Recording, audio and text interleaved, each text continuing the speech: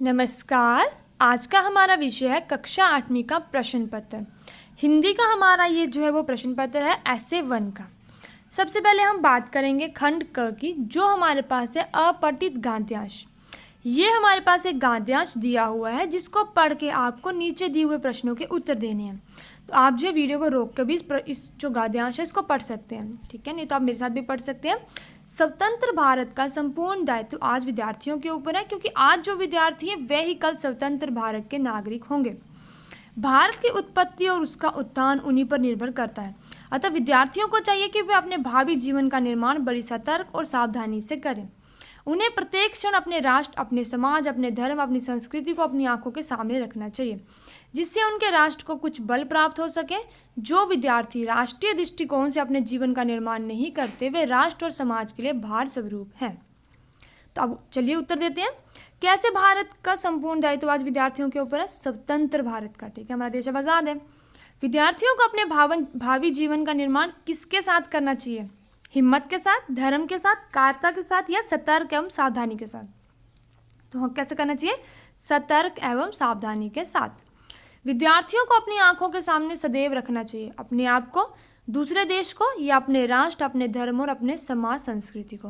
तो इसका हो जाएगा तीसरा। अपने राष्ट्र को हमें अपनी आंखों के सामने रखना चाहिए, अपने धर्म, समाज और संस्कृति को। हमें सोच कर चलना चाहिए कि हम जो कर रहे हैं वो हमारे राष्ट्र के लिए ठीक है या नहीं। देखो, जब हम बोलते हैं देश सेवा की बात, ठीक है, कि हम देश को योगदान देने के बाद, तो हमें याद आता है आर्मी, ठीक है, कि जो देश के लिए बलिदान देते हैं वही देश की सेवा करें। ऐसा नहीं है।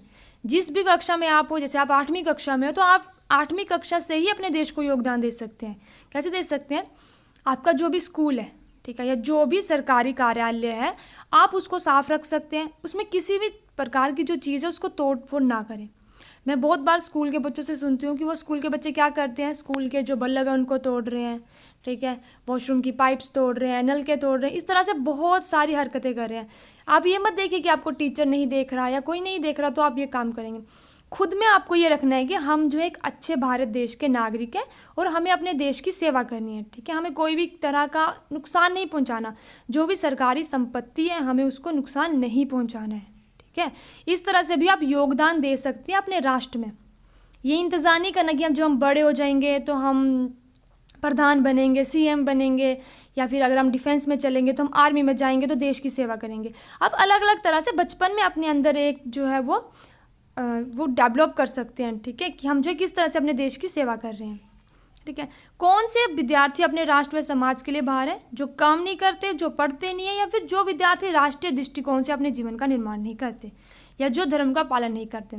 तो ऐसे विद्यार्थी जो राष्ट्रीय दृष्टिकोण से अपने जीवन का निर्माण नहीं करते, स्कूल की प्रॉपर्टी है उसको तोड़े जा रहे हैं, ठीक है, सरकारी स्कूल है, प्राइवेट स्कूल है, स्कूल में जो बगीचे हैं उसमें फूल है, बड़ी ज़्यादा इस तरह की हरकतें करते हैं बच्चे। तो आपको जो है खुद में राष्ट्र की जो राष्ट्रीय दृष्टिकोण है उससे अपने जीवन का निर्माण करना है कि ये हमारा स्कूल है। स्कूल भी जो है देश के अंदर ही आता है कि हमारा स्कूल है। हम इसी से छोटे लेवल पे आप करना शुरू करेंगे, ठीक है, चीज़ों को, तो आपका जब तक आप बड़े होंगे तो आपका जो माइंड सेट है वो काफ़ी अच्छा हो जाएगा, ठीक है। निम्नलिखित प्रश्नों के लघु उत्तर देने हैं। इसका जो है शीर्षक देना है गद्यांश का। समाज, धर्म और संस्कृति के उद्यान में विद्यार्थियों की क्या भूमिका रहती है? हम अपने समाज को कैसे बना सकते हैं, ठीक है। धर्म और संस्कृति, हम अपनी संस्कृति को छोड़ते जा रहे हैं बहुत सारी चीज़ों में, जो है हम वेस्टर्न कल्चर को फॉलो कर रहे हैं। तो उसकी जगह हमें क्या करना है? अपनी संस्कृति को, जैसे हम त्यौहार पहले मनाते थे उसी तरह से थोड़ा थोड़ा जो है वो उसके साथ जुड़ के रहना है। यानी कि त्यौहार आ रहे हैं, ठीक है, आप लोग फ़ोनों में घुसे हो, वीडियो बनाए जा रहे हो, डिजिटल हो रहे हैं हम ज़्यादा, तो थोड़ा सा अपने कल्चर के साथ या संस्कृति के साथ जुड़ के रहना है, ठीक है। फिर आती है खंड ख की बात, जिसमें हमें है पाठ्य पुस्तकों पर आधारित प्रश्न। तो ये जो है हमारे पास बस की रफ्तार 15-20 मील है, ठीक है। लेखक की जो यात्रा है उसके ऊपर ये प्रश्न है, ठीक है। बस की रफ्तार कितने मील हुई होगी? तो ये हमारे पास कितने मील बताई गई है यहाँ पे? 15 से 20 मील, ठीक है। लेखक हर पेड़ को अपना दुश्मन क्यों समझ रहा था? क्योंकि ये मैंने इसलिए आपको नहीं समझाया क्योंकि ये जो है पाठ्य पुस्तक का गद्यांश है और आपने बहुत बार ये पाठ्य पुस्तक में ये पाठ पढ़ा होगा, ठीक है। क्योंकि जो लेखक है वो, क्योंकि पेड़ रास्ते के दोनों तरफ लगे हुए थे, क्योंकि लेखक को पेड़ों से डर लगता था, क्योंकि पेड़ गिरने वाले थे, या लेखक को डर लग रहा था कि बस इस पेड़ से टकरा जाएगी। तो इसका हो जाएगा फोर्थ वाला, घ है, ठीक है। लेखक पेड़ को दुश्मन क्यों समझ रहा था? क्योंकि लेखक को लग रहा था कि बस अब इस पेड़ से टकराई, थोड़ी देर बाद उससे टकराई, ठीक है। झील को आते ही लेखक को क्या लगता है? झील आती है तो लेखक को लगता है कि बस अब बस में गोते खाने वाली है। ठीक है, लेखक को बस पर भरोसा क्यों नहीं था? क्योंकि बस का ड्राइवर नशे में था, या रास्ता खराब था, या बस का कभी ब्रेक फेल हो सकता था, या स्टीयरिंग टूटा था, या फिर बस काफ़ी ख़राब थी। तो चौथे का आ जाएगा ग, बस जो है काफ़ी ख़राब हालत में थी। ठीक है, उसके बाद आता है प्रश्न नंबर 30, जिसमें हमारे पास ये काव्यांश दिया हुआ है। ठीक है, इसको पढ़ के हमें बहुविकल्पिक प्रश्नों के उत्तर देने हैं। दीवानों की हस्ती कविता के लेखक का नाम क्या है? तो भक्ति चरण वर्मा है। ठीक है, भिखमंगों की दुनिया किस प्रकार की है? भिखमंगे लेना जानते हैं, देना नहीं जानते, या फिर भिखमंगे बड़े विचित्र होते हैं, भिखमंगे परिश्रम नहीं करते हैं, भिखमंगे दयालु होते हैं। भिखमंगे दयालु होते हैं। ठीक है, प्यार को क्या कहा जाता है? विकास में बांधक, बंधयुक्त, स्विच और अनियंत्रित। ठीक है, कवि ने असफलता का भार किसे कहा है?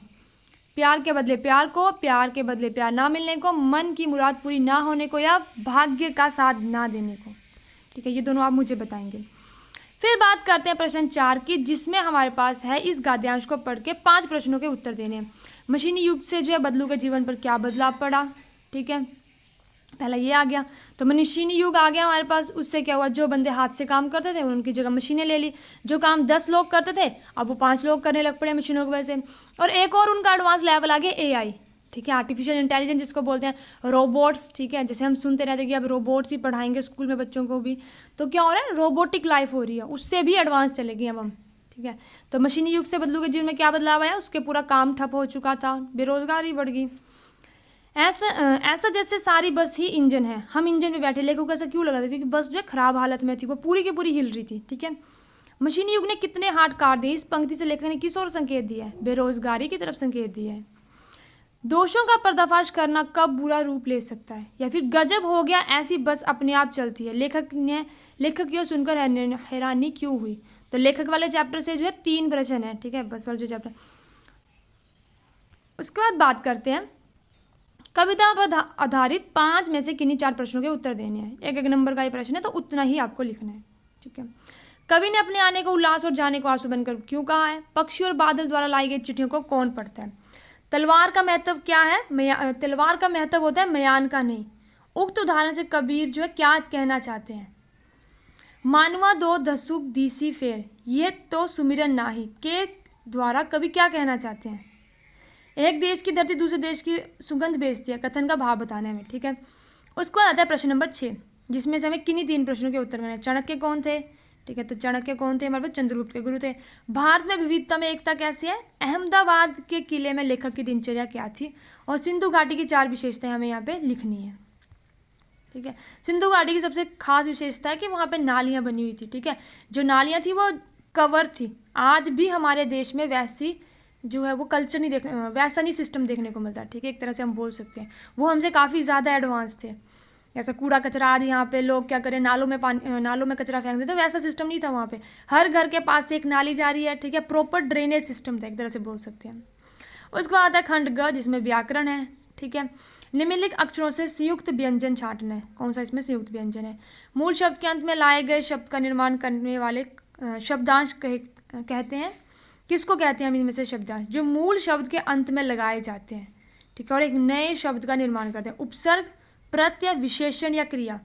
क्रिया नहीं होगा, विशेषण भी नहीं होगा, प्रत्यय हो सकता है। ठीक है, प्रत्यय नहीं, उपसर्ग लगता है। ठीक है, निम्न में से विशेषण कौन सा? इनमें से विशेषण होता है जो किसी की विशेषता बताता है। क्रोध, दुख, रूप या सुंदर।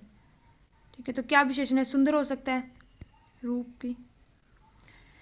शेर हिंसक जानवर है, इसमें से शब्द जो संज्ञा शब्द है वो बताना है। शेर हिंसक जानवर है, उसकी जाति बताई जा रही है, व्यक्तिवाचक है, भाववाचक है, पुरुषवाचक है। पृथ्वी का पर्यायवाची क्या हो जाएगा? धरा बोल सकते हैं। न्यून शब्द का विलोम क्या है? अधिक। ठीक है, चौमासा कौन सा समास है? हिमालय शब्द की संधि क्या होगी? हिम प्लस अल्य। ठीक है, अंधे की लकड़ी मुहावरे का अर्थ छांट कर लिखें। अंधे की लकड़ी, थक जाना, क्रोध से देखना, बहुत प्यारा है, एकमात्र सहारा। तो हम बहुत बार पढ़ते हैं क्या होता है अंधे की लड़की? एकमात्र सहारा। जिसका मूल्य अधिक हो उसे क्या बोलते हैं? मूल्यवान। निम्नलिखित में से ये व्याकरण के प्रश्न है। ठीक है, लिपि बोलनी है, व्यंजन बताना है क्या होता है, संधि विच्छेद से क्या समझते हैं, माँ नौकरानी से कपड़े धुलवाती है। क्रिया में जो वाक्य उसमें क्रिया क्या है? ठीक है, करवाती है, धुलवाती है। ठीक है, अनु और प्रति उपसर्ग की दो दो शब्द लिखने हैं। अनु का क्या हो जाएगा, अनुसरण, ठीक है। और प्रतिदिन, प्रतिपद हो सकता है, ठीक है, अनुयायी हो सकता है, ये हो गया। खंड घ आ जाता है रचनात्मक व्याकरण, जिसमें अपने विद्यालय के प्रधानाचार्य को जो है वो फीस माफ़ी के लिए प्रार्थना पत्र लिखनी है, या फिर परीक्षा में प्रथम आने पर मित्र को बधाई पत्र लिखना है। और लास्ट हमारे पास आ गया प्रश्न 10वां, हिमाचल प्रदेश पर्यावरण प्रदूषण या विद्यार्थी जीवन में से आपको किसी एक विषय पर निबंध लिखना है, 5 नंबर का है, ठीक है। जब भी निबंध या जो भी व्याकरण का करते हैं ना, उस टाइम पे आपको अपनी जो राइटिंग है उसका ध्यान रखना है, ठीक है। जब भी रचनात्मक व्याकरण करते हैं, राइटिंग सुंदर करनी है आपको, हिंदी में, इंग्लिश में, जो भी लैंग्वेज है, आपको लिखाई का विशेष ध्यान रखना है, ठीक है। ये थी हमारी आज की वीडियो अच्छी लगी वीडियो को लाइक करें, चैनल को सब्सक्राइब करें। Thank you.